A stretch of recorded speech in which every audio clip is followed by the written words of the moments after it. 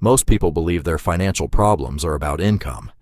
If they just earned a little more, everything would fall into place. The debt would shrink, the savings would grow, the anxiety would ease.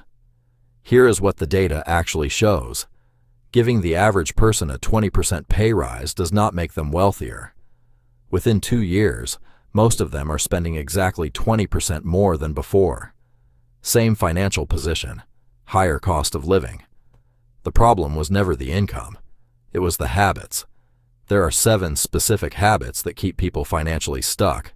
Not bad luck, not a broken system, not low income, though that makes everything harder. Habits, patterns of behavior so automatic they feel like personality traits. In this video, we're going to name each one, not to make you feel bad about where you are, but because you cannot change a pattern you have not clearly seen. Habit 1. Lifestyle inflation. The most dangerous financial moment in most people's lives is not a crisis. It is a pay rise. Because the moment your income goes up, your brain starts scanning for ways to match your spending to your new status. A better flat, a newer car, nicer restaurants. It feels like reward. It is actually a trap. Economists call it lifestyle inflation, and it is the primary reason why people who earn twice what they earned 5 years ago feel no more financially secure than they did then. Income rose. Expenses rose. The gap between them, the only gap that actually builds wealth, stayed the same. The fix is not complicated. Every time your income increases, commit to saving at least half of that increase before it touches your lifestyle. Let your standard of living rise slowly. Let your net worth rise faster. Habit 2. Passive budgeting. There is a difference between tracking your spending and planning it. Most people do the first thing and call it budgeting. They look at their bank statement at the end of the month, see what they spent, feel vaguely guilty, and repeat the same pattern the following month. Nothing changes because nothing was designed to change. Real budgeting happens before the money arrives. You decide in advance where every pound is going, not as punishment, as instruction. The people who build wealth consistently are not necessarily more disciplined. They have simply removed the financial decision from the moment of temptation. A plan made in a calm moment protects you from a decision made in a weak one. Habit 3. Avoiding investment. Every year you wait to start investing costs you more than the year before. Not because markets get harder to access, because compound growth is exponential. £200 a month invested at a 7% annual return from age 25 becomes roughly £500,000 by retirement. Starting at 35 cuts, that number almost in half. Starting at 45 cuts it in half again. Most people know some version of this. They still do not start. Because investing feels risky, and doing nothing feels safe. And that feeling is the inversion. In the long run, not investing is the riskiest financial decision most people will ever make. The market has never permanently lost value over any 20-year period in modern history.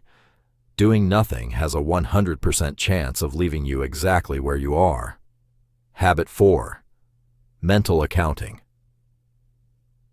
Behavioral economists discovered something that most people find uncomfortable when they first hear it. We do not treat all money equally. Money we earn feels different from money we receive unexpectedly.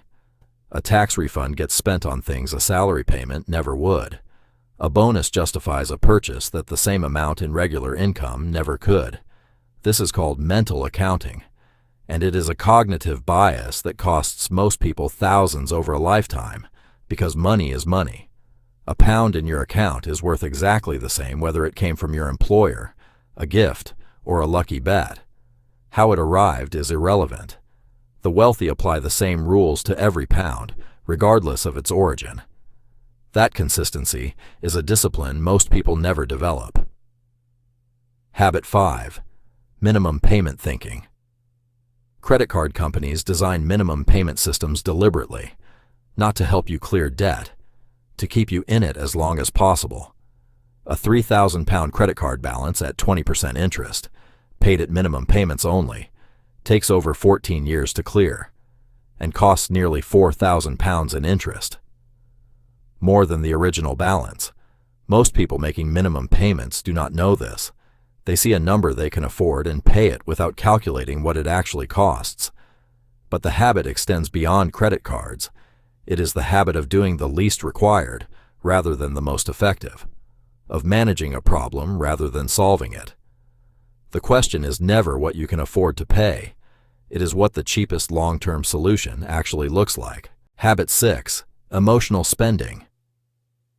Your brain does not distinguish between physical and emotional discomfort, stress, boredom, loneliness, anxiety. These states activate the same neural pathways as physical pain, and your brain has learned, through years of repetition, that spending provides relief. A purchase delivers a dopamine hit. The discomfort reduces momentarily. The pattern gets reinforced. This is not a willpower problem. It is a neurological loop, which means fixing it does not start with trying harder to resist.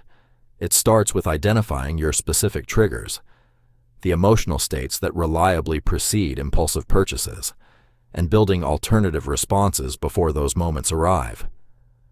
Most people never examine the emotion behind the spending. They experience the guilt after the fact. Then they repeat it, because the underlying trigger was never addressed. Habit 7. Copying the wrong people. We learn how to handle money from the people around us, parents, friends, colleagues, the social group we move through every day. And here is the problem. Most people's social group is not wealthy. They are financially average, which means the behaviors, the attitudes, the unspoken beliefs about money you have absorbed through years of observation.